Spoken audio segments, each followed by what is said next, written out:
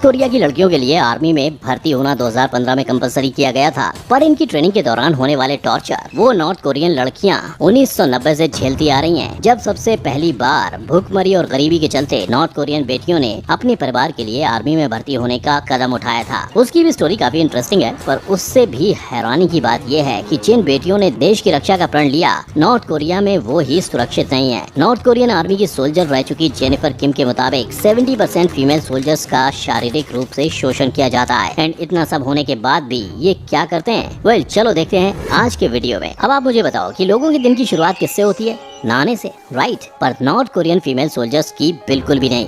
कई बार तो उन्हें नहाने का मौका महीने में एक आध बार ही मिलता है, क्योंकि इनकी भर्ती 1990 से शुरू तो है, पर 2015 में किम जोंग उन की मेहरबानी से इनकी भर्ती कंपलसरी भी कर दी गई है। पर इनके लिए मिलिट्री में फैसिलिटीज आज भी जीरो के बराबर हैं।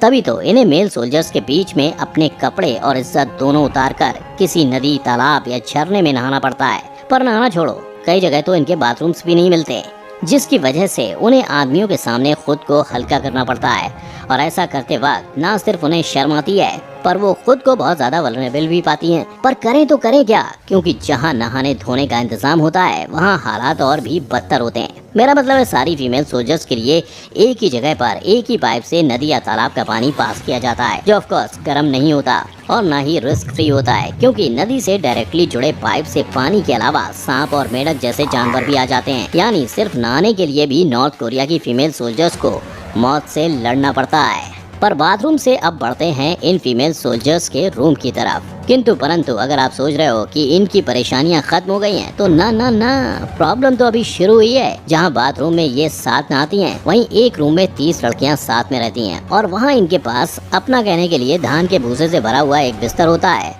और 1 बाय 1 का एक चिंटुक सा कैबिनेट, जिसमें इन्हें अपनी चीजें रखनी होती हैं। अब इनके कैबिनेट में क्या क्या होता है वो बताने से पहले मैं आपको बता दूं कि धान के भूसे से भरे बिस्तर पर जब लड़कियां सोती हैं, तो इनके शरीर से निकला हुआ सारा पसीना धान के भूसी सोख लेती है, जिसके बाद इनके बिस्तर बदबू मारने लगते हैं। पर इसके बावजूद लड़कियों को दूसरे बिस्तर नहीं दिए जाते और उन्हें बदबू और कीटाणुओं से भरे बिस्तर में सोना पड़ता है। और रही बात इनके कैबिनेट में रखी जाने वाली चीज़ों की, तो देखो, ये इसमें अपने कपड़े, जूते, मोजे, पाउडर, कंघी जो चाहे वो रख सकती हैं। पर इनके कैबिनेट में 2 फोटोज का होना कंपलसरी है। एक उनके भगवान को प्यारे हो चुके एक्स प्रेसिडेंट किम इल सुंग की, और दूसरी dear leader Kim Jong Il की। इसके अलावा अगर गलती से ये किसी और का फोटो रखती हुई पाई गई, तो इन्हें सजा दी जाती है। तो हम नहा लिए, इनके रूम, बिस्तर और कैबिनेट के चक्कर लगा लिए, तो चलिए अब बढ़ते हैं आगे अगले पड़ाव पर। मेरा मतलब है इन्हें सुबह का मिलने वाले नाश्ते की ओर, जिसमें वहाँ की फीमेल सोल्जर्स को सिर्फ कुछ चम्मच भुट्टे के दाने मिलते हैं, वो भी कभी कभी दिन में सिर्फ एक बार। पर ऐसा नहीं है कि इनके खाने में वैरायटी नहीं है, बिल्कुल है। जून के महीने में इन्हें खाने के लिए 3 बार आलू मिलते हैं, और अगस्त के महीना आते ही इनके सुबह, दोपहर, शाम का खाना भुट्टे बन जाते हैं। अब वैसे तो सोल्जर्स का हर मील 200 से 300 ग्राम होना चाहिए, पर इन्हें इसका आधा भी नहीं दिया जाता। शायद इसीलिए इन्हें मूली जैसी मामूली चीज भी छुपा छुपा के खानी पड़ती है। और इनका काम और इनकी ट्रेनिंग वो इतने मुश्किल होते हैं कि आप भी सुनकर हैरान हो जाओगे, क्योंकि दिन भर कॉम्बैट ट्रेनिंग से लेकर वेपन्स की ट्रेनिंग करने के बावजूद इन फीमेल सोल्जर्स से मजदूरी भी करवाई जाती है। कभी इन्हें खेती में काम करना पड़ता है, तो कभी इनके छोटे से कमरे में सेंट्रल हीटिंग, गैस और इलेक्ट्रिसिटी ना होने के चलते इन्हें ऊंचे पहाड़ों से जलाने के लिए लकड़ियां भी खुद ही इकट्ठा करनी पड़ती हैं। लेकिन क्या इतना सब करने के बाद ये अपने कमरे में जाकर आराम कर पाती हैं? नहीं, क्योंकि भले ही मेल और फीमेल दोनों सोल्जर्स को बराबर बताया जाता हो, पर मिलिट्री में ना तो इन्हें एक जैसी पगार दी जाती है और ना ही इनके काम एक बराबर होते हैं। जहां मेल सोल्जर्स को आराम फरमाने का मौका मिलता है, वहीं लड़कियों से ना सिर्फ खाना बनवाया जाता है, पर बाकी के छोटे मोटे काम के लिए भी इन्हीं लड़कियों को कहा जाता है। इनके इसी कम खाने, ज्यादा मेहनत और कड़ी ट्रेनिंग वाले स्ट्रेस के चलते फीमेल सोल्जर्स को आर्मी में भर्ती होने के 6 महीने से लेकर 1 साल भर के अंदर पीरियड्स आने ही बंद हो जाते हैं। पर जहां दुनिया भर में ऐसा कुछ होने पर औरतें परेशान और दुखी होती हैं, वहीं नॉर्थ कोरियन सोल्जर्स खुश होती हैं। उनके मुताबिक उनकी जिंदगी पहले ही बहुत परेशानियों से भरी होती है, और पीरियड्स आने के बावजूद उन्हें किसी तरह की कोई सहूलियत नहीं दी जाती।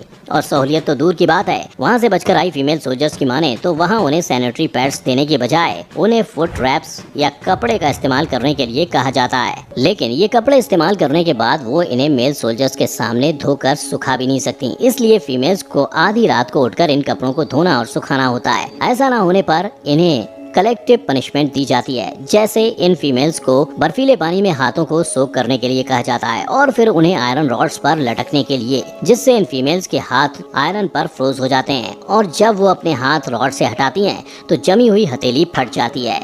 अब वैसे तो नॉर्थ कोरियन सोल्जर्स में सैनिटरी पैड्स डिस्ट्रीब्यूशन करने की अनाउंसमेंट उनकी भर्ती कंपलसरी करने के साथ ही 2015 में हुई थी। 2017 में ही वहां सैनिटरी पैड्स की शॉर्टेज हो गई और न जाने कब तक इन फीमेल सोल्जर्स को इसी तरह जीना पड़ेगा। इन टिप टॉप सोल्जर्स को देखकर शायद आप भी ये धोखा खा सकते हो कि किम जोंग उन, जो अपने देश के 15% से 40% तक का कंट्री बजट मिलिट्री पर खर्च करता है, वो देवता इंसान है। पर ना, इस बजट का सबसे बड़ा हिस्सा वेपन्स के लिए जाता है। तभी तो इन फीमेल्स के कपड़े जैसे भी दिखें, पर इनके हील्स पर नजर डालते ही आपको रस्सी या इलास्टिक से बंधे हुए पैर दिखेंगे, जो इन्हें इनके हील वाले जूतों को अपने पैरों में रोक के रखने के लिए बांधने पड़ते हैं। फिर भले इनके पैर में खून की सर्कुलेशन रुक क्यों ना जाए। वहीं इनके कपड़ों की बात करें तो फीमेल्स को हमेशा अपने यूनिफॉर्म को बहुत ही ध्यान से रखना होता है, क्योंकि इन्हें गर्मी की यूनिफॉर्म 2 साल में एक बार और सर्दी की 3 साल में एक बार मिलती है। पर सिर्फ वर्दी को संभालना ही नहीं, इन्हें उसे पहनते वक्त भी ध्यान रखना होता है। जहां एक्स नॉर्थ कोरियन सोल्जर्स के मुताबिक इन्हें हाथ से लेकर गले के कॉलर तक के बटन्स को हमेशा बंद रखना होता है। अगर गलती से ऐसा ना हो तो फीमेल्स को मिलिट्री प्रिजन में 3 दिन बिताने पड़ते हैं। यूनिफॉर्म, हील्स के अलावा